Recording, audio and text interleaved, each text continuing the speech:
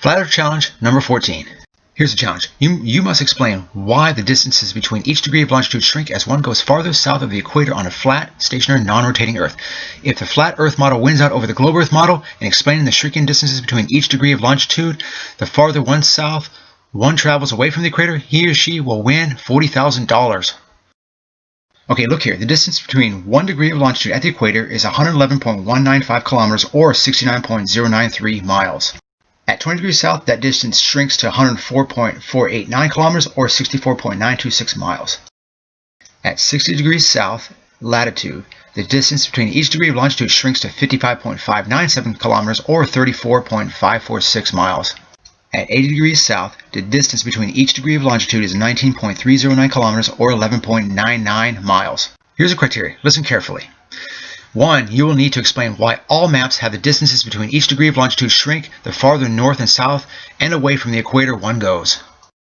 Number 2. You will need to demonstrate how this works on a flat, stationary, non-rotating Earth and must conform to the flat Earth, not globe Earth. Number 3. Your shrinking south of the equator distances between each degree of longitude experiment or map must not conform nor represent the globe Earth, only the flat Earth. It must represent reality. Number 4. You must also explain the stretching of east to west distances and distance scales on a Mercator map as one moves north and south of the equator on a map of the flat Earth, not a flat map of the globe Earth.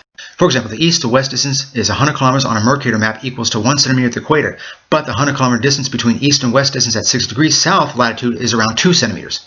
You must explain this anomaly on a flat Earth model and why the distance scale stretches as you move farther north and south of the equator of a Mercator map. If it conforms to the globe Earth model, then you do not win the money. If it conforms to a flat, stationary, non-rotating Earth, then you will win $40,000. As you scroll down on Google Maps, you can see the stretching of the distance scales. You can see them right here circled. Here's a practical demonstration of the stretching of the distances. Notice on the bottom right there, as you go past the equator, the farther south, see how it stretches? There you go. Perfect example. Number 5. You will also get a review from 3 scientific academic sources as well as 3 cartographer sources for your findings.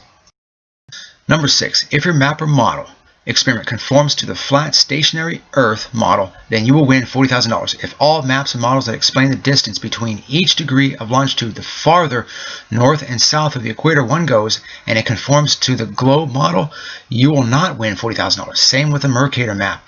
If the stretching of the distance scales the farther north and south one goes from the equator, and it conforms and matches to the globe Earth model, then you will also not win the $40,000. Number 7. The shrinking distances between each degree of longitude the farther south of the equator one goes must match reality on your flat Earth model. End of story. It must not match the globe model in order to win the money. Again, if the flat Earth model, not flat map or model of the globe Earth, wins out over the heliocentric globe model of the shrinking distance between each degree of longitude as you move away north and south of the equator, you will receive $40,000. If your experiment conforms to the globe Earth, then you will not win $40,000. End of story. Good luck, because you're going to need it.